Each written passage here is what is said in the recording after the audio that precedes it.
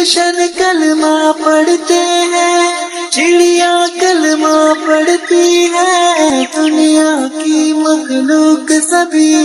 ذکر خدا کا کرتی ہے،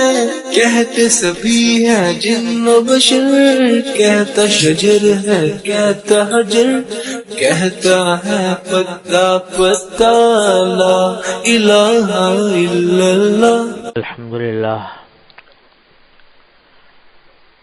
الحمد لله نحمده ونستعينه ونستغفره ونؤمن به ونتوكل عليه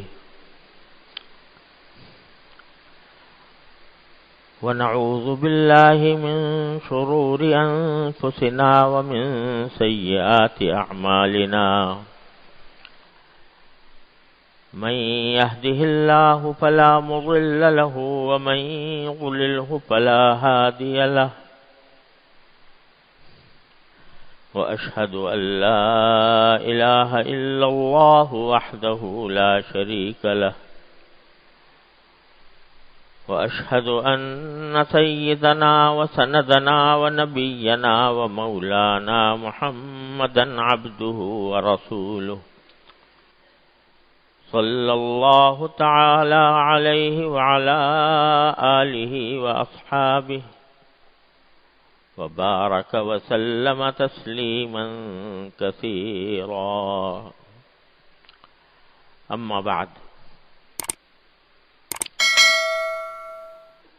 حضرت عبداللہ ابن شخیر رضی اللہ تعالی عنہ سے روایت ہے کہ نبی کریم سرورت عالم صلی اللہ علیہ وسلم برابر مغموم رہتے تھے، کسی وقت آپ کو چین نہ تھا، اور دن بھر میں 70 یا 100 بار استغفار فرماتے تھے۔ یہ روایت حضرت والا نے نقل فرمائی ہے۔ اس کے 2 حصے ہیں، ایک یہ کہ نبی کریم صلی اللہ علیہ وسلم مستقل مغموم رہتے تھے اور آپ کو چین نہ تھا۔ یہ حدیث کے جو الفاظ ہیں، شمال ترمذی میں حدیث آئی ہے، اس میں الفاظ یہ ہیں کہ کان رسول اللہ صلی اللہ علیہ وسلم متواصل الاحزان دائم الفکرہ لیس له راحہ، یعنی نبی کریم صلی اللہ علیہ وسلم پر مسلسل تسلسل کے ساتھ غم کی کیفیت طاری رہتی تھی، اور تقریباً ہر وقت آپ کسی سوچ میں رہتے تھے، دائم الفکرہ، اور ایسا لگتا تھا کہ آپ کو راحت نہیں ہے، یعنی بے چینی کسی کیفیت۔ یہ مسلسل مغموم جیسا رہنا اور ہر وقت کسی نہ کسی سوچ میں رہنا، اللہ تبارک و تعالی نے یہ صفت نبی کریم صلی اللہ علیہ وسلم کو جو عطا فرمائی، بظاہر اس کی وجہ یہ تھی کہ نبی کریم صلی اللہ علیہ وسلم پر ملائے اعلیٰ کی، عالم بالا کی کیفیات ساری منکشف تھی، اور جو ذات 7 آسمانوں سے بھی اوپر ملائے اعلیٰ کی سیر کر کے آئی ہو، جہاں اللہ جل جلالہ کا جاہ و جلال جس نے دیکھا ہو، جہاں کیفیت یہ ہو کہ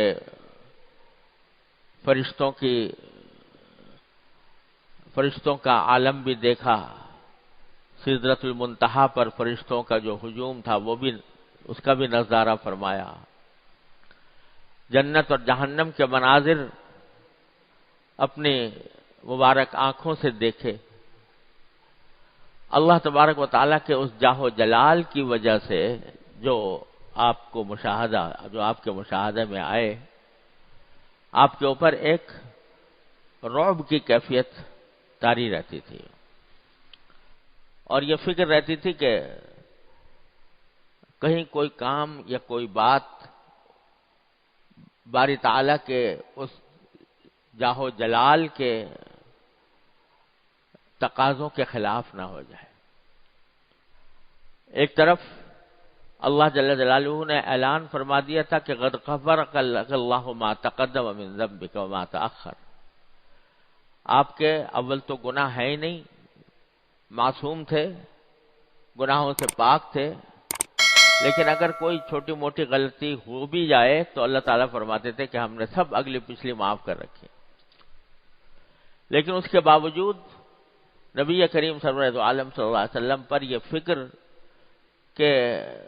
اللہ جل جلالہ کے شایان شان کوئی کام ایسا نہ ہو کہ جو اللہ تعالیٰ کے شایان شان کے خلاف ہو جائے، اس کی وجہ سے ایک غم کی سی کیفیت رہتی تھی، ایک فکر طاری رہتی تھی، اور ساتھ ہی فکر صرف اپنی نہیں تھی، پوری امت کی تھی۔ امت کی ذمہ داری نبی کریم سرور عالم صلی اللہ علیہ وسلم کے اوپر تھی کہ کس طرح میں اپنی امت کو جہنم سے بچاؤں، جنت کی طرف لے جاؤں، اللہ تبارک و تعالیٰ کی رضا ان کو حاصل ہو، ان کی کس طرح اصلاح ہو، یہ فکر ہر وقت سرکار دو عالم صلی اللہ علیہ وسلم کو رہتی تھی۔ اس وجہ سے فرمایا کہ کان متواصل الاحزان دائم الفکرہ، اور ایک سے زائد مرتبہ نبی کریم سرور عالم صلی اللہ علیہ وسلم نے حضرات صحابہ کرام رضی اللہ تعالی عنہم کو خطاب کر کے وہ فرمایا کہ واللہ لو تعلمون ما اعلم لضحکتم قلیلا ولبکیتم کثیرا، قسم کھا کر فرمایا کہ اگر تمہیں تمہارے علم میں وہ باتیں آ جائیں جو میرے علم میں ہیں، جنہیں میں جانتا ہوں، وہ باتیں اگر تم جان لو تو ہنسو کم اور رو زیادہ۔ ایک حدیث میں آپ نے ارشاد فرمایا صحابہ کرام سے کہ انی ارا ما لا ترون، میں وہ باتیں دیکھتا ہوں جو تم نہیں دیکھتے، واسمع ما لا تسمعون،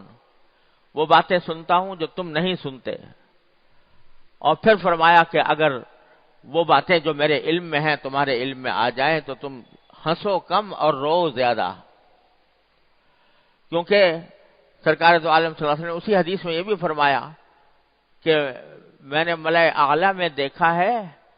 کہ 4 انگلی کے برابر جگہ بھی کوئی ایسی نہیں ہے جس میں کوئی فرشتہ اللہ تبارک و تعالیٰ کے سامنے سر بسجود نہ ہو، 4 انگشت کی جگہ بھی ایسی نہیں ہے جس میں کوئی نہ کوئی فرشتہ اللہ جل جلالہ کو سجدہ نہ کر رہا ہو۔ اور اگر تمہیں اللہ تبارک و تعالیٰ کے جاہ و جلال کا ذرہ برابر علم ہو جائے تو فرمایا کہ تم صحراؤں میں نکل جاؤ اور تمہیں لذت حاصل نہ ہو۔ الفاظ یہ ہیں کہ میاں بیوی کے جو تعلقات ہوتے ہیں ان تعلقات کے اندر بھی تمہیں لذت حاصل نہ کرو اس سے، اگر تمہیں پتہ چل جائے کہ اللہ تبارک و تعالیٰ کا جاہ و جلال کیا ہے، اور صحراؤں میں تم نکل جاؤ اور تم چیختے ہوئے نکل جاؤ، اللہ تبارک و تعالیٰ سے فریاد کرتے ہوئے نکل جاؤ۔ تو ہمیں تو کچھ دکھایا اس لیے نہیں کیا کہ ہمارے اندر تاب نہیں، طاقت نہیں اس کو برداشت کرنے کی، اس کو دیکھ کر اس کے اثرات سے اپنے آپ کو بچانے کی کوئی طاقت نہیں، اس واسطے ہمیں اللہ تبارک و تعالیٰ نے پردہ ڈالا ہوا ہے تاکہ کم از کم ہم اپنے زندگی کے کاروبار انجام دیتے رہیں۔ لیکن جس ذات اعلیٰ صفات نے وہ سارے نظارے اپنی آنکھوں سے دیکھے تو اس کے اوپر یہ کیفیت طاری رہتی ہے کہ وہ ہر وقت سوچ میں ہے کہ میں کس طرح اللہ تبارک و تعالیٰ کی الوہیت کا، اس کی ربوبیت کا کس طرح حق ادا کروں۔ تو اس لیے فکر طاری ہے اور مغموم رہتے ہیں۔ اللہ اکبر کبیرہ۔ تو اللہ جل جلالہ کے جلال اور جمال اور شوکت اور جاہ کا مشاہدہ کرتے ہوئے اللہ نبی کریم سرورت عالم صلی اللہ علیہ وسلم اس کیفیت میں رہتے تھے۔ اور عجیب معاملہ یہ ہے کہ اندر تو یہ باری تعالیٰ کی خشیت کی ایک آگ سلگی ہوئی ہے اور مغموم ہے، فکر میں ہے کہ کسی طرح اللہ تبارک و تعالیٰ کی عبادت کا حق ادا کر سکیں، لیکن دوسری طرف جب مخلوق کے ساتھ معاملہ پیش آتا ہے تو احادیث میں یہ بات بھی آتی ہے کہ نبی کریم سرورت عالم صلی اللہ علیہ وسلم جب اکثر و بیشتر لوگوں کے سامنے تبسم فرماتے تھے، یعنی لوگوں سے ملتے تھے تو خندہ پیشانی سے ملتے تھے اور تبسم کے ساتھ ملتے تھے، اندر ایک بٹی سلگ رہی ہے، اللہ تبارک و تعالیٰ کی عبادت کی اندر ایک بٹی سلگ رہی ہے امت کی فکر کی، لیکن لوگوں کے ساتھ معاملہ جب پیش آتا ہے تو اس طرح آپ ملتے ہیں کہ تبسم کے ساتھ ملتے ہیں۔ تو یہ سکھایا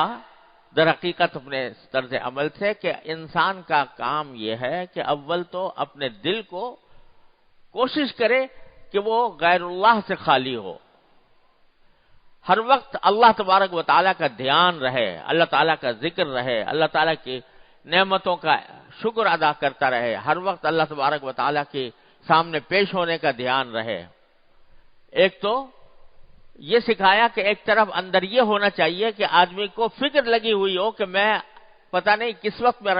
میرا وقت آ جائے اور میں دنیا سے رخصت ہو جاؤں، اللہ تبارک و تعالیٰ کی بارگاہ میں پیش ہوں، تو اس وقت کے لیے کیا میں نے تیاری کی ہوئی ہے، اس فکر میں انسان مستغرق رہے۔ چنانچہ صحابہ کرام فرماتے ہیں رضی اللہ تعالیٰ عنہ مجمعین کہ ہم جب نبی کریم سرورت عالم صلی اللہ علیہ وسلم کی مجلس میں بیٹھتے تھے تو ایسا لگتا تھا جیسے اپنی آنکھوں سے جنت اور جہنم دیکھ رہے ہیں، اپنے آنکھوں سے جنت اور جہنم کا نظارہ کر رہے ہیں،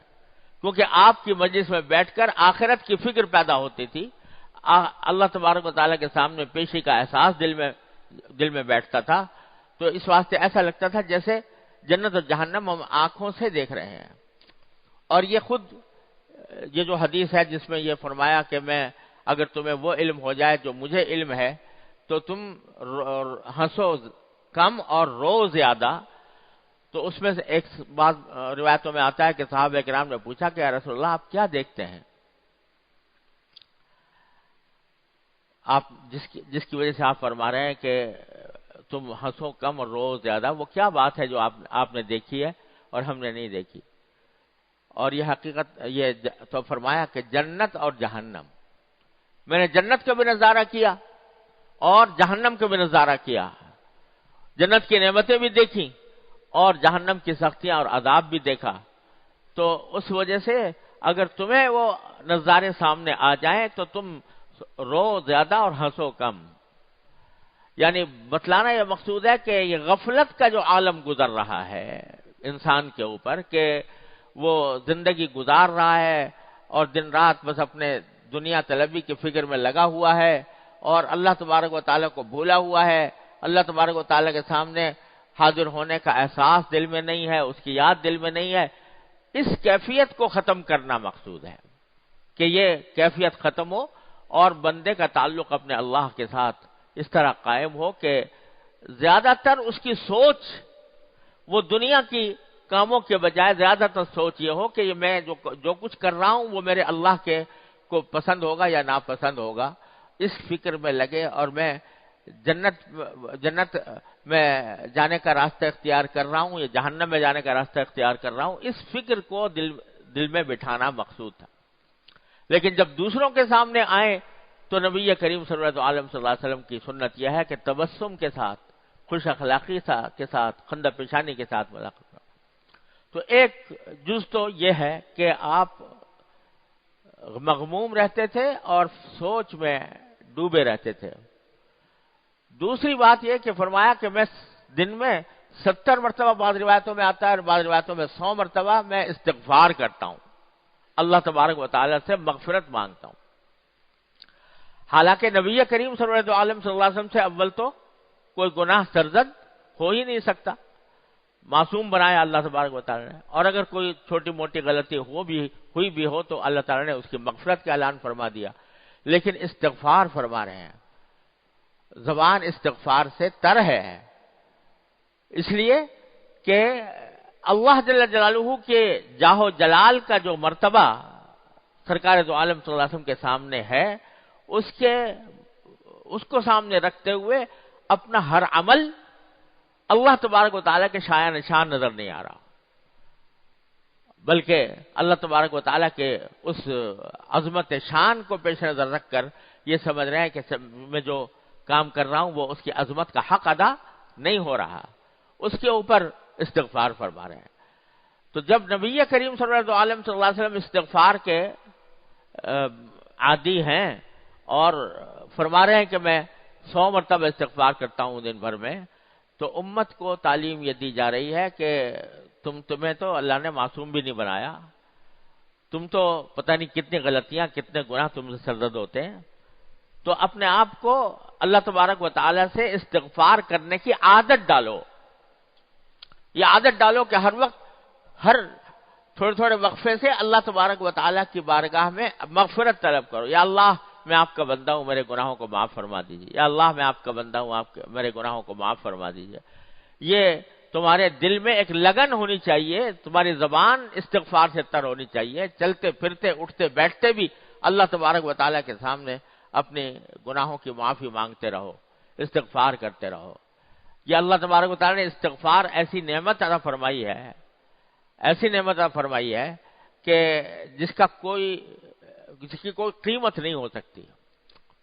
کتنا ہی بڑا گناہ ہو، کتنا ہی بڑا گناہ انسان کر گزرا ہو، لیکن اگر وہ اللہ تبارک و تعالیٰ کی بارگاہ میں حاضر ہو کر مغفرت مانگ لے، استغفار کر لے، تو اللہ تبارک و تعالیٰ اپنے فضل و کرم سے انہوں نے اعلان کر رکھا ہے کہ معاف ہے۔ 70 سال گناہوں میں گزارے، بڑے بڑے گناہوں میں گزارے، لیکن آخر میں جا کر اللہ تبارک و تعالیٰ کی بارگاہ میں اس نے اگر توبہ کر لی اور استغفار کر لیا تو اللہ تعالیٰ فرماتے ہیں التائب من الذنب کمن لا ذنب لہ، جو گناہ سے توبہ کر لے وہ ایسا ہو جائے گا جیسے کہ اس نے گناہ کیا ہی نہیں تھا۔ اور ہمارے حضرت حکیم الامت مولانا تھانوی رحمۃ اللہ علیہ نے فرمایا کہ جب بندہ استغفار کرتا ہے، اللہ تعالیٰ سے اپنے گناہوں کی معافی مانگتا ہے، تو اللہ تبارک و تعالیٰ صرف اتنا نہیں ہے کہ معاف کر دیا یعنی اس کی سزا نہیں دیں گے، اس کا عذاب نہیں دیں گے، صرف اتنی بات نہیں ہے، بلکہ نامہ اعمال سے مٹا دیا جاتا ہے وہ گناہ، نامہ اعمال سے مٹا دیتے ہیں۔ یعنی ایک صورت تو یہ تھی نا کہ جب آخرت میں نامہ اعمال آئے تو اس میں گناہ بھی درج ہوں لیکن ساتھ میں یہ لکھا ہوا بھائی اس سے توبہ کر لی، اس سے مغفرت مانگ لی، تو ڈیبٹ کریڈٹ کا طریقے سے اس کو بتایا جائے نامہ اعمال کے اندر۔ اللہ تبارک و تعالیٰ کی رحمت ایسی ہے کہ استغفار کرنے والے کے اس گناہ کا جو اس نے کیا تھا، جس سے استغفار کیا تھا، اس کا ذکر بھی نامہ اعمال میں نہیں آئے گا، ورنہ کم از کم اس کو دیکھ کے شرمندگی ہوتی وہاں جا کر آخرت میں کہ آخر میں نے کیسے گناہ کیے تھے۔ اللہ میں کہتا ہے چلو سب میں نے معاف کر دیے، تمہارے نامہ اعمال سے مٹا دیا۔ یہ جو احادیث میں گناہوں کی معافی کے لیے تکفیر کا لفظ آتا ہے کہ گناہوں کا کفارہ کر دیا یا گناہوں کی تکفیر کر دی، لفظی معنی اس کے ہوتے ہیں چھپا دینا۔ تو معنی کیا ہے کہ چھپا دیے وہ گناہ جو تم نے کیے تھے، تم نے استغفار کر لیا، توبہ کر لی اللہ تبارک و تعالیٰ کی بارگاہ میں، تو وہ ہم نے چھپا دیے۔ چھپانے کے معنی یہ کہ نامہ اعمال میں بھی ظاہر نہیں ہوں گے، اب وہ آخرت میں بھی جا کے تمہیں شرمندگی کا سامنا کرنا نہیں پڑے گا۔ اتنا اللہ تبارک و تعالیٰ نے استغفار کو مؤثر بنایا ہے۔ تو ہمارے حضرت والا حضرت عارفی قدس اللہ تعالیٰ سرہ فرمایا کرتے تھے کہ اللہ تبارک و تعالیٰ نے انسان کو جب بھیجا دنیا میں تو اس کے ساتھ دو ایسی چیزیں لگا دیں جو اس کو گناہ پر آمادہ کرنے والی ہیں، ایک شیطان اور ایک خود انسان کا نفس۔ یہ دونوں چیزیں ایسی ہیں جو انسان کو گناہوں پر آمادہ کرتی ہیں، کبھی نگاہ کا گناہ، کبھی کان کا گناہ، کبھی زبان کا گناہ، کبھی ہاتھوں کا گناہ۔ یہ شیطان اس کو اور نفس انسان کو گناہوں پر آمادہ کرتا رہتا ہے۔ وہ ایک زہر ہے یہ انسان کے لیے، جو شیطان بھی زہر اور انسان نفس کی خواہشات بھی زہر، جو اس کو ہلاکت کی طرف، تباہی کی طرف، اللہ تعالیٰ کی ناراضی کی طرف لے جانے والی ہیں۔ لیکن اللہ جل جلالہ کی رحمت سے اور اس کی حکمت سے یہ بات بعید تھی کہ زہر تو پیدا فرمائے اور تریاق پیدا نہ فرمائے۔ اللہ تعالیٰ جب جو زہر پیدا فرماتے ہیں، تریاق بھی اس کے ساتھ میں تریاق بھی عطا فرماتے ہیں، یعنی اس زہر کا علاج بھی ساتھ ساتھ دیتے ہیں۔ جتنے امراض پیدا کیے اللہ تعالیٰ نے، اس کے لیے دوائیں بھی دیں۔ زہر پیدا کیا، اس کا تریاق بھی دیا کہ زہر اگر کسی کو چھو جائے تو وہ کیا کرے۔ اور مجھے ایک مرتبہ یہ واقعہ پیش آیا کہ ایک مرتبہ میں سفر میں تھا، تو جنوبی افریقہ کی بات ہے۔ وہاں سفر کے دوران ایک وادی آئی جس میں بڑی خوبصورت وادی تھی۔ ایک لمبا سفر ہو رہا تھا تو ہم نے سوچا تھوڑی دیر یہاں پر اس وادی میں ٹھہر کر ذرا اس کے ماحول سے لطف اندوز ہوں، اس غرض کے لیے گاڑی ٹھہرا دی۔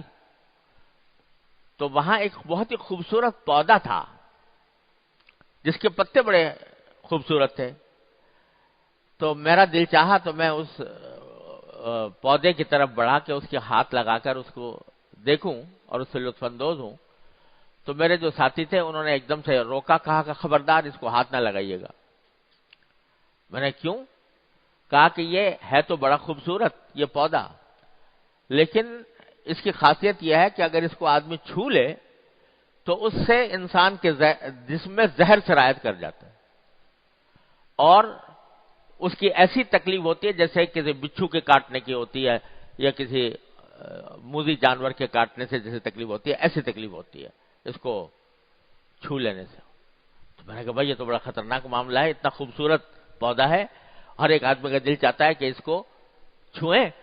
اور اس کا فوراً نتیجہ یہ ہے کہ آدمی اس کے اوپر زہر پھیل جائے اور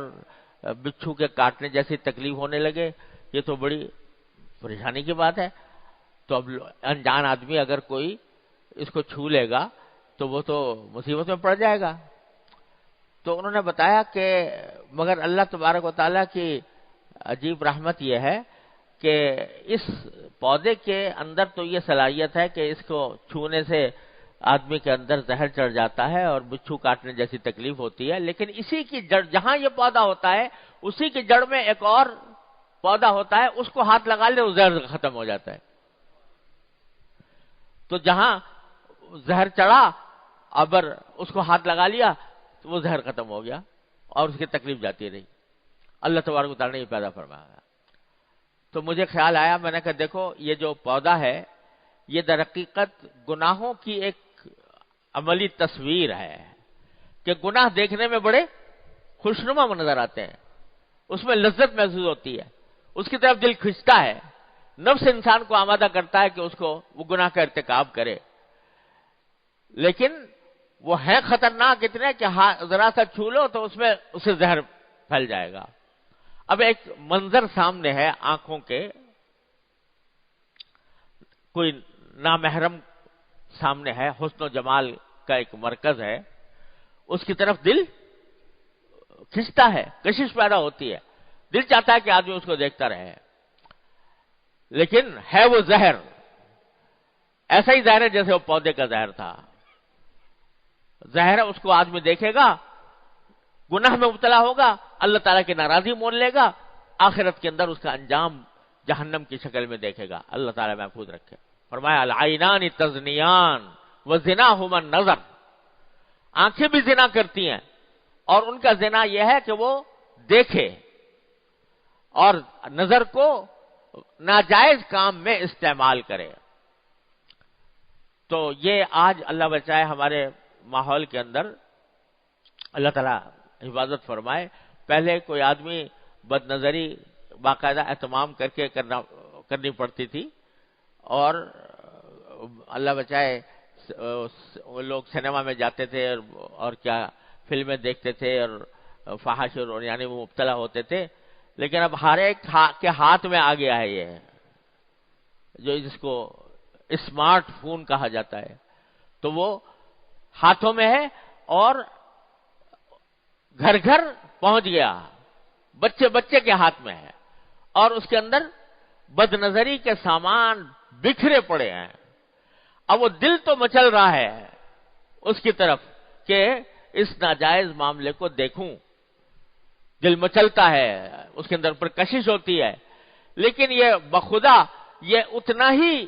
زہریلا کام ہے جیسے کہ اس پودے کا تھا، کہ وہ پودا خوبصورت تھا لیکن اس کے اندر زہر چھپا ہوا تھا. اسی طرح اس میں زہر چھپا ہوا. یہ ہر وقت، ہر آن، ہر لمحے، ہر انسان، چھوٹے بڑے، بچے بوڑھے، ہر ایک کے ہاتھ میں یہ زہر آ گیا ہے، لیکن اس کے زہر ہونے کا احساس نہیں، جیسے کہ مجھے اس پودے کی کہ زہر ہونے کا احساس نہیں تھا. اسی طرح ہمارے یہ احساس ختم ہو رہا ہے، اس کی وجہ سے مبتلا ہو رہے ہیں، اس زہر میں مبتلا ہو رہے ہیں. تو شیطان اور نفس یہ دونوں اس طرف لے جا رہے ہیں، گناہوں کی طرف لے جا رہے ہیں. لیکن اللہ تبارک و تعالی نے اس کے تریاق یہ پیدا کیا کہ جب تمہیں شیطان ڈسے، جب تمہیں نفس کا تقاضا ڈسے،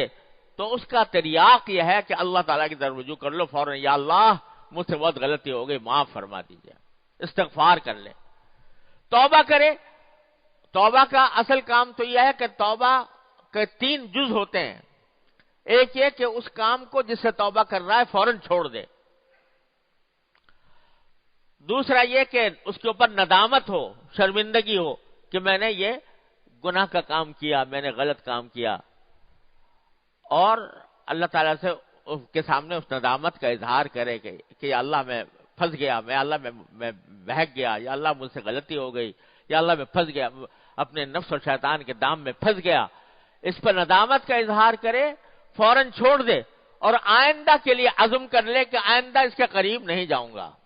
تو توبہ کامل ہوتی ہے. پھر وہ حکم ہوتا ہے کہ التائب من الذنب کمن لا ذنب لہ، پھر وہ گناہ سے توبہ کرنے والا ایسا ہو جاتا ہے جیسے کہ اس نے کبھی گناہ کیا ہی نہیں تھا، نام اعمال تک سے مٹا دیا جاتا ہے وہ گناہ. اللہ تبارک و تعالیٰ کی رحمت ایسی ہے کہ اس کے نام اعمال سے بھی مٹا دیتے ہیں. تو بھائی اصل کام تو یہ ہے کہ جب بندے کو احساس ہو جائے، پتہ نہیں میں جس وقت یہ ناجائز کام کر رہا ہوں، گناہ کا کام کر رہا ہوں، اگر اسی وقت میری موت آ گئی، اللہ تبارک و تعالیٰ نے مجھے اپنے پاس بلا لیا اسی حالت میں، کیا بنے گا میرا؟ کیا انجام ہوگا؟ کیا حشر ہوگا؟ آدمی یہ سوچے کہ کتنا بھروسہ ہے تمہیں کہ کتنی دیر زندہ رہو گے. بیٹھے بیٹھے انسان ختم ہو جاتا ہے. نہ جانے کتنے واقعات ہم نے اپنی آنکھوں سے دیکھتے ہیں کہ بیٹھے بیٹھے انسان ختم ہو گیا. تو اول تو آدمی کو یہ سوچ کر اس کو فوراً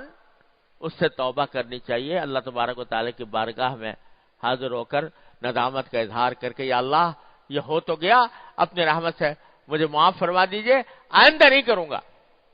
آئندہ نہ کرنے کا عزم کر لے. اور یہ تو ہے توبہ. اور ایک ہے استغفار. استغفار یہ ہے کہ معافی مانگ لے، اور دل میں ارادہ تو کر لیا لیکن اندیشہ ہے کہ کہیں پھر دوبارہ مبتلا نہ ہو جاؤں. تو اگر آدمی گناہ کر رہا ہو اور ساتھ میں استغفار بھی کر رہا ہو، اللہ تعالیٰ سے مانگ رہا ہو، کوئی گناہ ایسا ہے جو ابھی تک چھوڑنے پر قادر نہیں ہوا، حالات کچھ ایسے ہیں کہ ان کو چھوڑنے پر قادر نہیں ہوا،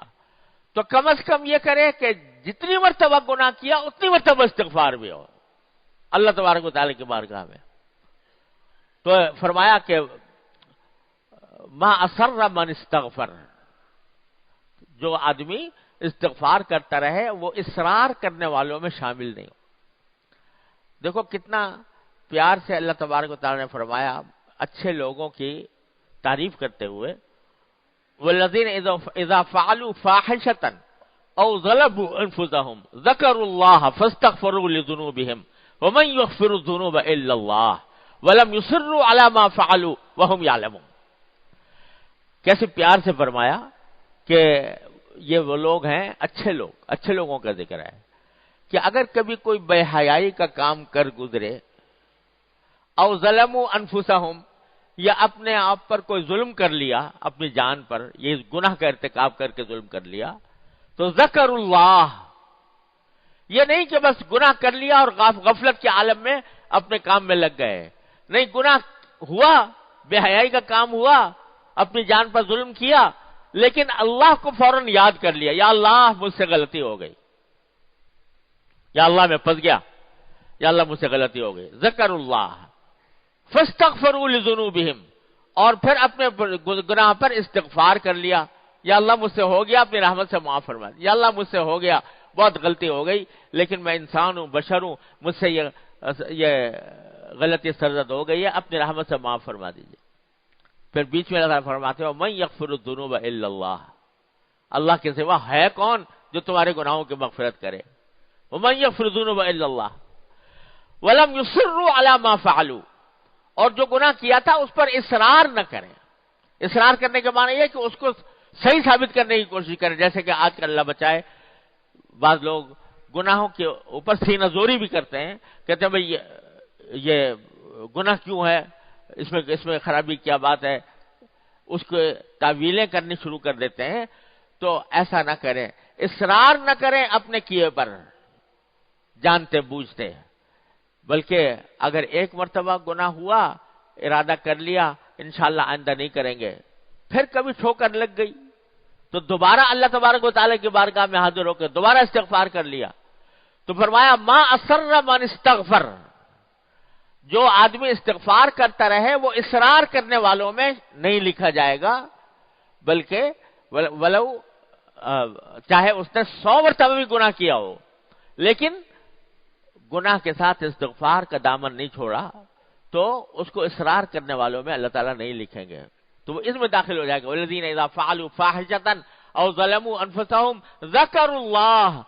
فاستغفروا لذنوبہم، اللہ کو یاد کر کے استغفار کر لے. تو میرے بھائیوں، یہ استغفار ایسی نعمت اللہ تعالیٰ نے عطا فرمائی ہے کہ یہ نفس اور شیطان کے زہر کا تریاق اللہ تبارک و تعالیٰ نے اتنا آسان بنا دیا ہے کہ جب کبھی گناہ ہو فوراً بلا تاخیر اس کے اوپر استغفار کر. بلکہ بزرگوں نے فرمایا کہ جس جگہ گناہ ہوا اسی جگہ استغفار بھی کر لے، وہاں سے ہٹنے سے پہلے، تاکہ جس زمین نے تمہارا گناہ دیکھا وہی زمین تمہارا استغفار بھی دیکھے، وہی زمین تمہارے استغفار کی بھی شہادت دے اللہ تبارک و تعالیٰ کی بارگاہ میں. تو استغفار کو اپنا اوڑھنا بچھونا بنا لو، چلتے پھرتے اٹھتے بیٹھتے، یا اللہ میں آپ کا بندہ ہوں مجھے معاف فرما دیجیے، یا اللہ میں آپ کا بندہ ہوں میرے گناہوں کو معاف فرما دیجیے. یہ جملہ رٹ لگا لو اس کی، چلتے پھرتے اٹھتے بیٹھتے، تو استغفار کرنے والوں میں شامل ہو کر اللہ تبارک و تعالیٰ کی رحمت سے امید ہے کہ گناہوں کا جو زہر ہے اس کا تریاق ہو جائے گا. چلتے پھرتے اٹھتے بیٹھتے اس کی رٹ لگائیں کہ یا اللہ میں آپ کا بندہ ہوں مجھے معاف فرما دیجیے، یا اللہ میں آپ کا بندہ ہوں میرے گناہوں کو معاف فرما دیجیے. یہ استغفار کرتا رہے تو یہ تریاق اللہ تبارک و تعالیٰ نے اپنے فضل و کرم سے عطا فرما دیا. تو نبی کریم سرورت عالم صلی اللہ علیہ وسلم نے اپنے عمل سے بھی بتایا کہ میں استغفار کرتا ہوں. میں جس کو اللہ تعالیٰ نے معصوم بنایا، میں جس کے بارے میں یہ اعلان فرما دیا کہ تمہاری ہر چھوٹی بڑی غلطی بھی سب معاف ہے، میں استغفار کرتا ہوں اپنے پروردگار کے سامنے. تو اے میرے امتیوں، تم خدا کے لیے اپنے اس استغفار کو اپنا وظیفہ حیات بناؤ، چلتے پھرتے اٹھتے بیٹھتے استغفار کیا کرو. ہمارے بزرگ تھے ایک حضرت بابا نجم حسن صاحب رحمۃ اللہ علیہ، ہمارے حضرت حکیم الامت قدس اللہ تعالیٰ سرہ کے خلیفہ تھے. ہمارے دوست کریم صاحب جو ہیں ان کے گھر میں قیام تھا ان کا. اللہ تعالیٰ نے بزرگوں کی صحبت سے کیا کیا مقامات ان کو عطا فرما دیے تھے اور کیا فکر عطا فرما دی تھی. ان کا مجسم وجود جو ہے وہ لوگوں کے لیے دعوت تھا اصلاح کی اور تربیت کی. تو وہ ایک مرتبہ ایک نوجوان آیا ان کے پاس، آیا تھا کسی اور مقصد سے، لیکن جب جانے لگا تو حضرت نے ایک جملہ فرما دیا اس سے، ارے بھائی ایک بات سنتے جاؤ. وہ یہ کہ لوگ سمجھتے ہیں دین پر عمل کرنا بڑا مشکل کام ہے. ارے کچھ بھی مشکل نہیں ہے، بس رات کو بیٹھ کے توبہ کر لیا کرو، رات کو بیٹھ کے استغفار توبہ کر لیا کرو. یعنی رات کو بیٹھ کے اللہ تعالیٰ کے حضور بیٹھ کے یہ دعا استغفار کر لیا کرو، یا اللہ دن بھر میں مجھ سے جو کچھ غلطیاں گناہ ہوئے میں آپ سے معافی مانگتا ہوں، آئندہ کے لیے توبہ کرتا ہوں، یہ کر لیا کرو. وہ صاحب نوجوان آدمی تھا بیچارہ، جو یعنی عام دنیا کے نوجوانوں کی طرح، لیکن پتہ نہیں کس دل سے حضرت والا نے یہ بات فرمائی تھی، وہ جملہ اس کے اوپر بیٹھ گیا. اور بعد میں اللہ تبارک و تعالیٰ نے اسی جملے کی بدولت اور اسی استغفار اور توبہ کی بدولت اللہ تبارک و تعالیٰ نے اس کی زندگی میں انقلاب برپا کر دیا. دین کی فکر طاری ہو گئی، اللہ تبارک و تعالیٰ نے اس کو دیندار بنا دیا، نماز روزے کا پابند بنا دیا، اللہ تعالیٰ نے کہاں سے کہاں پہنچا دیا. تو توبہ اور استغفار ایسی چیز ہے کہ اگر آدمی اس کو پلے باندھ لے اور اس کی عادت ڈال لے تو کچھ بعید نہیں ہے کہ اللہ تبارک و تعالیٰ بہت جلدی اس کو گناہوں سے نجات دے دے اور اپنے رضا کی زندگی عطا فرما دے. اس لیے نبی کریم سرور عالم صلی اللہ علیہ وسلم نے یہ سکھایا اور بتا دیا کہ میں خود استغفار کرتا ہوں 70 مرتبہ 100 مرتبہ. تو جب حضور اقدس صلی اللہ علیہ وسلم 70 یا 100 مرتبہ کر رہے ہیں، ہمیں کتنی مرتبہ کرنا چاہیے؟ خود اندازہ کر لیں. بس اس کا علاج راستہ یہی ہے کہ عادت ڈال لیں استغفار کرنے کی، چلتے پھرتے اٹھتے بیٹھتے اللہ تبارک و تعالیٰ کی بارگاہ میں استغفر اللہ ربی من کل ذنب واتوب الیہ، استغفر اللہ العلی العظیم الذی لا الہ الا ہو، یا اپنی زبان میں اے اللہ میں آپ کا بندہ ہوں، میرے گناہوں کو معاف فرما دیجئے. اس کی عادت ڈال لیں تو انشاءاللہ اللہ تبارک و تعالیٰ اس کی برکت سے زندگی کے حالات میں بھی تبدیلی پیدا فرما دیں گے. اللہ اکبر کبیرہ. اللہ تعالی ہم سب کو اس کی اپنی رحمت سے توفیق عطا فرمائے.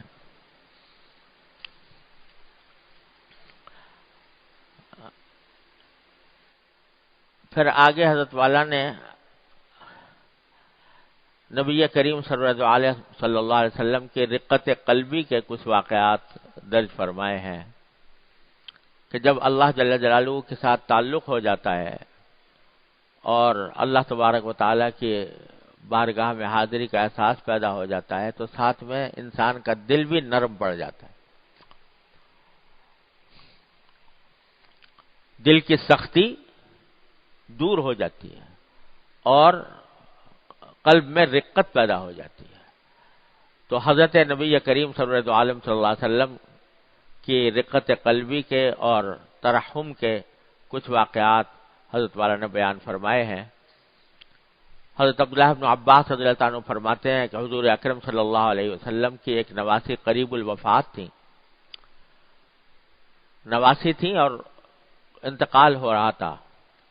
تو حضور اکرم صلی اللہ علیہ وسلم نے ان کو گود میں اٹھا لیا اور اپنے سامنے رکھ لیا. حضرت صلی اللہ علیہ وسلم کے سامنے رکھے رکھے ان کی وفات ہو گئی. ام ایمن جو نبی کریم صلی اللہ علیہ وسلم کی آزاد کردہ کنیز تھی، وہ چلا کر رونے لگی. نبی کریم صلی اللہ علیہ وسلم فرمایا کہ کیا اللہ کے نبی کے سامنے بھی اس طرح رونا شروع کر دیا؟ لیکن دوسری طرف خود رسول کریم صلی اللہ علیہ وسلم کے بھی آنسو بہ رہے تھے. تو ام ایمن نے عرض کیا کہ حضور بھی تو رو رہے ہیں. حضور اکرم صلی اللہ علیہ وسلم نے فرمایا کہ یہ رونا ممنوع نہیں، یہ اللہ تعالیٰ کی رحمت ہے. کسی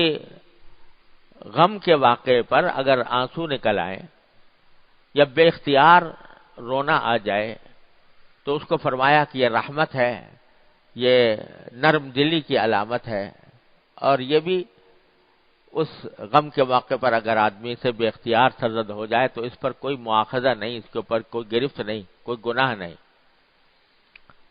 اور فرمایا، اس وقت ارشاد فرمایا کہ مومن ہر حال میں خیر ہی میں رہتا ہے، خیر ہی میں رہتا ہے، یعنی جب اگر کوئی نعمت ملتی ہے تو شکر ادا کرتا ہے، اس پر بھی وہ بھی انسان کے لیے خیر ہے، آخرت کے لیے بہتری کا ذریعہ ہے۔ اور اگر کوئی تکلیف پہنچتی ہے تو بے اختیار جو آنسو نکل آئیں ان کے اوپر کوئی مواخذہ نہیں، لیکن اللہ تبارک و تعالیٰ کے فیصلے پر راضی رہے، اس کا شکوہ نہ کرے، بس یہ صبر ہے۔ صبر کے معنی یہ ہے کہ اللہ تعالیٰ کے فیصلے پر راضی رہے، اس پر شکوہ نہ کرے کہ اللہ یہ میرے ساتھ کیوں آپ نے کیا کر دیا، اعوذ باللہ، اس قسم کی بات نہ کرے۔ لیکن اگر خود سے آنسو نکل آئیں، رونا آ جائے، تو اس کے اوپر کوئی مواخذہ نہیں۔ یہاں تک کہ فرمایا کہ خود جب اس کی روح کو نکالا جاتا ہے اور وہ اللہ تعالیٰ کی حمد کرتا ہے تو اس پر بھی وہ بھی انسان کے حق میں، مسلمان کے حق میں خیر ہے۔ اور حضرت عائشہ صدیقہ رضی اللہ تعالیٰ عنہ فرماتی ہیں کہ حضور اکرم صلی اللہ علیہ وسلم نے عثمان ابن مظعون رضی اللہ تعالیٰ عنہ کی پیشانی کو ان کی وفات کے بعد بوسہ دیا۔ اس وقت حضور اکرم صلی اللہ علیہ وسلم کے آنسو ٹپک رہے تھے۔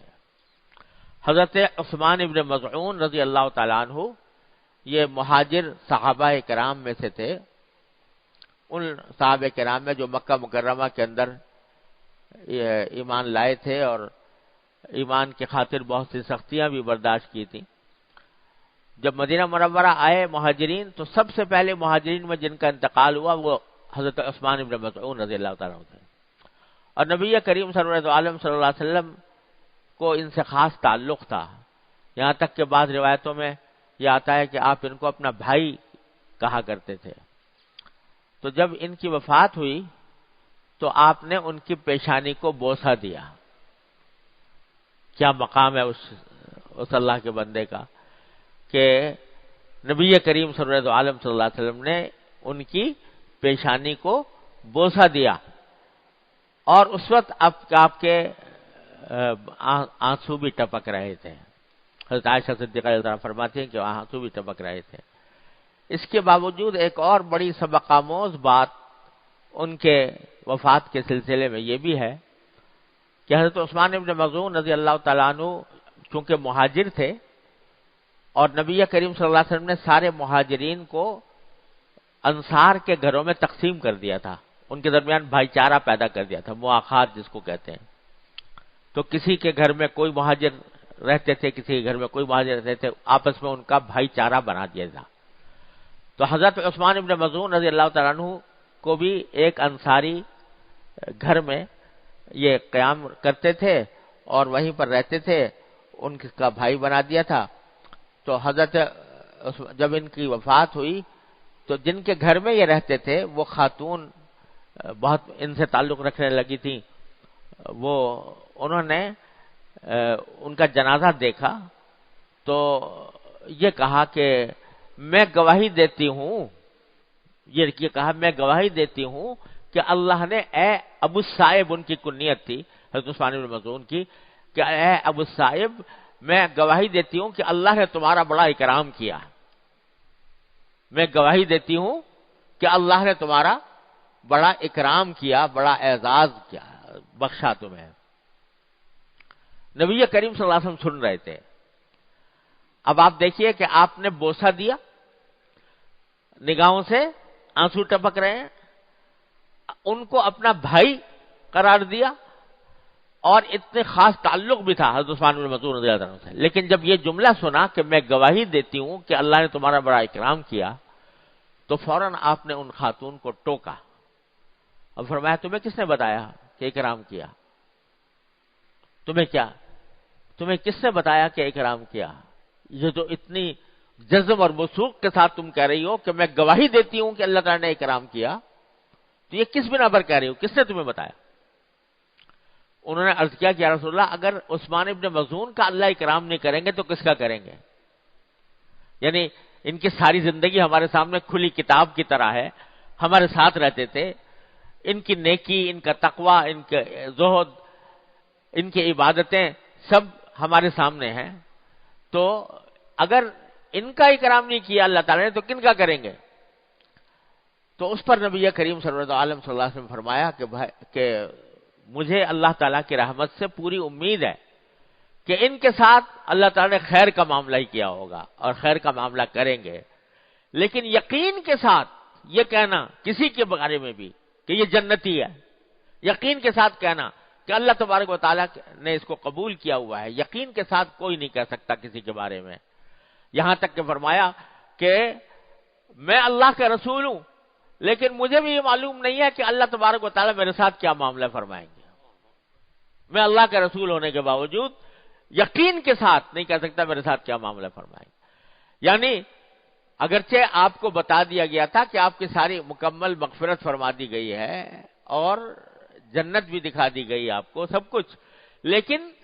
کس طرح اس کی تفصیلات، اس کی جزیات یہ مجھے بھی معلوم نہیں کہ کس طرح اللہ تبارک و تعالیٰ کس حد تک اکرام کریں گے. لہذا کسی بھی شخص کے بارے میں جزم کے ساتھ، یقین کے ساتھ یہ کہنا یہ بات ٹھیک نہیں. ہاں یہ کہہ سکتے ہو کہ مجھے امید ہے کہ اللہ تبارک و تعالیٰ نے ان کا اکرام کیا ہوگا، مجھے اللہ تبارک و تعالیٰ کی رحمت سے امید ہے کہ ان کے ساتھ اچھا معاملہ کیا ہوگا، لیکن کسی کے بارے میں یقین کے ساتھ کہنا یہ، کیونکہ جنت اور جہنم کا فیصلہ یہ سوائے اللہ جل جلالہ کے کوئی اور نہیں کرتا. نہ دنیا میں کسی کو یہ کہنا چاہیے یہ جہنمی ہے، نہ کسی کو کہنا چاہیے جنتی ہے، کیونکہ تمہیں نہیں پتا، یہ فیصلہ تم کرنے والے نہیں ہو، فیصلہ اللہ تبارک و تعالیٰ کرنے والے ہیں. یہاں تک کہ کسی کافر کے بارے میں بھی یہ کہنا کہ یہ جہنمی ہے، یہ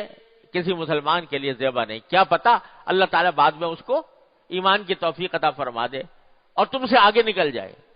لہذا کسی بھی کافر تک کو حقیر سمجھنا، یہ سمجھنا کہ یہ یا یقین کے ساتھ کہنا کہ یہ جہنمی ہے، یہ مومن کا کام نہیں ہے، کیونکہ کچھ پتہ نہیں. یہ جنت اور جہنم کا فیصلہ سوائے اللہ جل جلالہ کے نہ کوئی کر سکتا ہے، نہ کسی نے کیا ہے، نہ کسی کو اس کا علم ہے. لہذا یہ فیصلہ اللہ تعالیٰ پر ہی چھوڑنا چاہیے. البتہ امید کا اظہار بے شک کر سکتے ہو. تو یہ فرمایا انی لارجو لہ الخیر، میں امید رکھتا ہوں ان کے بارے میں کہ اللہ تعالیٰ نے خیر کا معاملہ فرمایا ہوگا. جب عثمان ابن مظعون رضی اللہ عنہ کے بارے میں یہ بات ہے تو پھر ہمہ شمع کس شمار قطار میں ہے. لہذا یہ سبق دے دیا کہ کسی کے بارے میں بھی یقین اور جزم کے ساتھ یہ بات نہیں کہنی چاہیے. پھر آگے فرمایا کہ عبداللہ بن مسعود رضی اللہ تعالیٰ عنہ فرماتے ہیں کہ مجھ سے ایک مرتبہ حضور اکرم صلی اللہ علیہ وسلم نے ارشاد فرمایا کہ قرآن مجید سناؤ. حضرت عبداللہ بن مسعود رضی اللہ تعالیٰ عنہ نبی کریم صلی اللہ علیہ وسلم کے خصوصی صحابہ کرام میں سے ہیں اور حضور اقدس صلی اللہ علیہ وسلم کی خدمت میں رہتے تھے. آپ کے نالین مبارک اٹھایا کرتے تھے، آپ کے لیے تکیہ وغیرہ لے کے جاتے تھے. گھر میں بکثرت ان کا آنا جانا تھا، یہاں تک کہ صحابہ کرام کہتے ہیں اتنی کثرت سے نبی کریم صلی اللہ علیہ وسلم کے گھر میں ان کا آنا جانا تھا کہ ہم سمجھتے تھے کہ حضور کے گھر والوں میں سے ہیں یہ. تو ان سے ایک دن فرمایا کہ تم مجھے قرآن کریم سناؤ. میں نے عرض کیا کہ یا رسول اللہ آپ ہی پر تو نازل ہوا ہے اور آپ ہی کو سناؤں. حضور اکرم صلی اللہ علیہ وسلم نے ارشاد فرمایا کہ میرا دل چاہتا ہے کہ دوسروں سے سنوں. یعنی قرآن کریم کے سے استفادے کے بہت سے طریقے ہیں. خود تلاوت کرنا وہ بہت بڑا اجر و ثواب کا کام ہے. دوسرے سے سننا، اسی لیے قرآن کریم کا حکم یہ کہ جب قرآن کریم پڑھا جائے تو خاموش ہو کر سنو. سننا یہ بذات خود عبادت ہے. تو اب نبی کریم صلی اللہ علیہ وسلم خود تو تلاوت فرماتے ہی تھے، لوگوں کے سامنے قرآن کریم تلاوت فرماتے تھے، نمازوں میں تلاوت فرماتے تھے، لیکن چاہتے تھے کہ دوسرے سے بھی سنوں تاکہ سننے کی جو عبادت ہے، یہ سننے کا جو اجر و ثواب ہے وہ بھی حاصل ہو. اس لیے فرمایا کہ میرا دل چاہتا ہے کہ دوسروں سے سنوں. تو نبی کریم صلی اللہ علیہ وسلم نے جب یہ بات فرمائی تو حضرت عبداللہ بن مسعود فرماتے ہیں کہ میں نے آپ کے حکم کی تعمیل میں سورہ نساء پڑھنی شروع کی، سورہ نساء کی تلاوت کی. میں جب اس آیت پر پہنچا فَكَيْفَ إِذَا جِئْنَا مِن كُلِّ أُمَّةٍ بِشَهِيدٍ فَجِئْنَا بِكَ عَلَى هَؤُلَاءِ شَهِيدًا، تو میں نے رسول اکرم صلی اللہ علیہ وسلم کے چہرے مبارک کی طرف دیکھا کہ دونوں آنکھیں گریہ کی وجہ سے بہہ رہی تھیں۔ آیت کریمہ جو جس کا ذکر کیا کہ وہاں پر پہنچا تو آپ کی آنکھوں سے آنسو بہنے لگے، وہ یہ ہے کہ فَكَيْفَ إِذَا جِئْنَا، اللہ تعالیٰ بھی عجیب انداز سے فرما رہے ہیں نبی کریم صلی اللہ علیہ وسلم سے خطاب کر کے کہ اس وقت کیسا منظر ہوگا جب ہم ہر امت میں سے ایک ایک گواہ کو آخرت میں حاضر کریں گے اور آپ کو ان لوگوں پر جن سے آپ کا سابقہ ہوا ہے گواہی دینے کے لیے سامنے لائیں گے۔ یعنی نبی کریم صلی اللہ علیہ وسلم شاہد بن کر، گواہ بن کر پیش ہوں گے آخرت میں، اور آپ اس بات کی گواہی دیں گے کہ میں نے ان کو حق کا پیغام پہنچا دیا تھا اور ان کو حق کی دعوت دے دی تھی، تو اس کے بعد جس نے اس حق کی دعوت کو قبول کر لیا وہ فلاح پا گیا، اور جس کے بارے میں آپ نے گواہی دی کہ میں نے اس کو حق کا پیغام پہنچایا تھا لیکن اس نے اس کے اوپر عمل نہیں کیا، اللہ بچائے اس کا انجام برا ہوگا۔ تو فرمایا کہ جب میں اس آیت پر پہنچا کہ اللہ تعالیٰ اس میں فرما رہے تھے کہ اس وقت کیا حال ہوگا جبکہ ساری امتیں کے کوئی نہ کوئی گواہ موجود ہوں گے اور ہم آپ کو بھی گواہ بنا کر لائیں گے ان لوگوں کے خلاف جن لوگوں نے آپ کی دعوت کو رد کیا تھا۔ تو رسول کریم صلی اللہ علیہ وسلم کی دونوں آنکھیں گریہ کی وجہ سے بہہ رہی تھیں۔ رقت قلب نبی کریم صلی اللہ علیہ وسلم کی اس منظر کا تصور کر کے جب رسول کریم صلی اللہ علیہ وسلم کو گواہ بنا کر پیش کیا جائے گا۔ تو حضرت انس رضی اللہ عنہ فرماتے ہیں کہ حضور اقدس صلی اللہ علیہ وسلم اپنی صاحبزادی ام کلثوم کی قبر پر تشریف فرما تھے اور اس وقت بھی آپ کے آنسو جاری تھے۔ یہ بات ثابت ہے نبی کریم صلی اللہ علیہ وسلم سے کہ مختلف اپنے عزیز و قریبوں کی وفات کے اوپر آپ نے کے آنسو بھی بہے ہیں، اور جب آپ سے پوچھا گیا کہ آپ کے آنسو کیوں بہ رہے ہیں تو آپ نے فرمایا یہ رحمت ہے جو اللہ تبارک و تعالی نے اپنے بندوں کے اندر پیدا کی ہے۔ جانے والے کا ایک حق یہ بھی ہے کہ اس کے جانے کے اوپر کچھ صدمے کا اظہار کیا جائے، صدمے کا اظہار کرنا بھی جانے والے کا ایک حق ہے، بشرطے کہ حدود میں ہو، اس میں گریبان چاک کرنا، ماتم کرنا یہ چیزیں نہ ہوں اور اللہ تعالیٰ کی تقدیر کا شکوہ نہ ہو، تو پھر یہ رونا بھی اللہ تبارک و تعالیٰ کے ہاں اس کے اوپر نصیبے کی کوئی مواخذہ نہیں۔ کچھ عجب نہیں کہ اس پر اجر ملے، کہ مسلمان کو جب کوئی تکلیف پہنچتی ہے تو اس تکلیف پر بھی اللہ تبارک و تعالیٰ کے ہاں سے اجر ہوتا ہے۔ ایک دفعہ ایک صحابی حضور اقدس صلی اللہ علیہ وسلم کی خدمت میں حاضر ہوئے، ان کے ہاتھ میں کسی پرندے کے بچے تھے۔ حضور اقدس صلی اللہ علیہ وسلم نے پوچھا یہ بچے کیسے ہیں؟ صحابی نے عرض کیا کہ یا رسول اللہ میں ایک جھاڑی کے قریب سے گزرا تو ان بچوں کی آواز آ رہی تھی، میں ان کو بچوں کو نکال لایا، ان کی ماں نے دیکھا تو بےتاب ہو کر سر پر چکر کاٹنے لگی۔ حضور اقدس صلی اللہ علیہ وسلم نے فرمایا کہ فوراً جاؤ اور ان بچوں کو وہیں رکھ کر آؤ جہاں سے لائے ہو، تاکہ ماں اس کی بےتاب نہ ہو۔ تو نبی کریم صلی اللہ علیہ وسلم کا رحم و ترحم وہ تمام مخلوقات کے ساتھ تھا، چاہے وہ انسان ہوں چاہے جانور ہوں، جانوروں کے اوپر بھی نبی کریم صلی اللہ علیہ وسلم کی شفقت، اسی لیے فرمایا گیا وما ارسلناک الا رحمۃ للعالمین، اللہ تعالیٰ نے آپ کو تمام کائنات کے لیے رحمت بنا کر بھیجا۔ بس بھائی خلاصہ یہ ہے آج کی باتوں کا، اللہ تبارک و تعالیٰ اپنے فضل و کرم سے اس پر عمل کی توفیق عطا فرمائے کہ اصل مقصود یہ ہے نبی کریم صلی اللہ علیہ وسلم کی ساری دعوت کا کہ بندہ اپنے اللہ سے غافل نہ ہو، جس حالت میں رہے، جس حالت میں بھی ہو، اللہ تبارک و تعالیٰ سے غافل نہ ہو، اللہ تعالیٰ کی یاد اس کے دل میں ہو، اللہ تبارک و تعالیٰ کا ذکر اس کے دل میں، اس کے جاہ و جلال کا رعب اس کے دل میں ہو، اس کی خشیت دل میں ہو، اور اس کا بہترین راستہ یہ ہے کہ استغفار کی کثرت کریں، چلتے پھرتے اٹھتے بیٹھتے اللہ تبارک و تعالیٰ سے اپنے گناہوں کی مغفرت میں استغفر اللہ اس کی کثرت رکھے، چلتے پھرتے ہی کہتا رہے، اپنے تکیہ کلام بنا لے، یا اللہ اپنی رحمت سے میرے گناہ کو معاف فرما دیجئے، اس کو تکیہ کلام بنا لے، دل کی دھڑکنوں میں یہ لفظ سمایا ہوا ہو، چلتے پھرتے اٹھتے بیٹھتے آدمی اس کا تکرار کرتا رہے، تو اللہ تعالیٰ کی رحمت سے امید ہے کہ انشاءاللہ اس کو اللہ تعالیٰ کے ساتھ تعلق حاصل ہوگا، اور وہی در حقیقت سارے صلاح و فلاح کی بنیاد ہے۔ اللہ تبارک و تعالیٰ اپنے فضل و کرم سے، اپنے رحمت سے ہم سب کو اس کی توفیق عطا فرما دے۔ اللہم صلی علی سیدنا مولانا محمد وعلی آل سیدنا محمد کما صلیت علی ابراہیم وعلی آل ابراہیم انک حمید مجید۔ ربنا ظلمنا انفسنا وإن لم تغفر لنا وترحمنا لنكونن من الخاسرين ربنا ظلمنا أنفسنا وإن لم تغفر لنا وترحمنا لنكونن من الخاسرين ربنا ظلمنا أنفسنا وإن لم تغفر لنا وترحمنا لنكونن من الخاسرين ربنا آتنا في الدنيا حسنة وفي الآخرة حسنة وقنا عذاب النار۔ یا اللہ، یا رحمان، یا رحیم، یا کریم، اپنے فضل و کرم سے، اپنی رحمت سے ہمارے تمام گناہوں کو معاف فرما دے۔ یا اللہ، ہم سچے دل سے استغفار کرتے ہیں، یا اللہ سچے دل سے استغفار کرتے ہیں، اپنی رحمت سے ہماری مکمل مغفرت فرما دے۔ یا اللہ، تمام چھوٹے بڑے، اگلے پچھلے، خفیہ علانیہ، ہر طرح کے گناہوں کو اپنی رحمت سے معاف فرما دے۔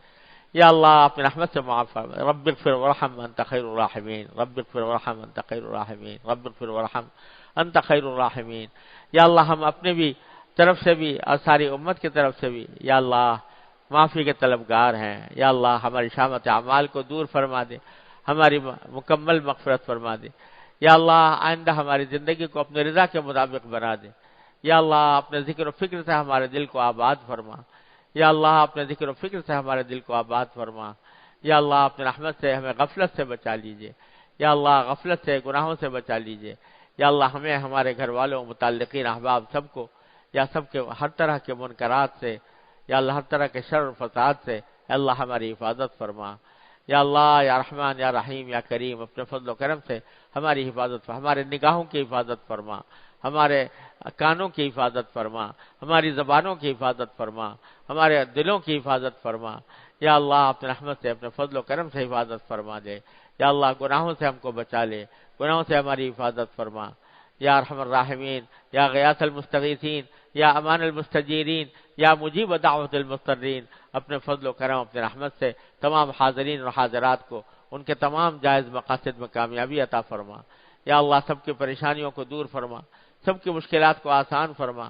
یا اللہ، ہمارے لیے دین پر چلنا آسان فرما دیجئے، دین کی صحیح سمجھ عطا فرما دیجئے، اس پر عمل کی توفیق عطا فرما دیجئے، اس پر استقامت عطا فرما دیجئے۔ یا اللہ، ہر طرح کے شر، فتنے اور فساد سے ہماری حفاظت فرمائیے۔ اللہم انا نعوذ بک من الفتن ما ظہر منها وما بطن، اللہم انا نعوذ بک من الحور بعد الکور۔ یا اللہ، یا رحمان، یا رحیم، یا کریم، ہماری ساری حاجتیں اپنے فضل و کرم سے پوری فرما دیجئے۔ یا اللہ، ہمارے ملک اور ہمارے شہر کے اندر امن و امان عطا فرما۔ یا اللہ، بے دینی کو دور فرما دیجئے، اور یعنی فحاشی کو دور فرما دیجئے، اپنے رضا کامل کی زندگی ہم سب کو عطا فرما دیجئے۔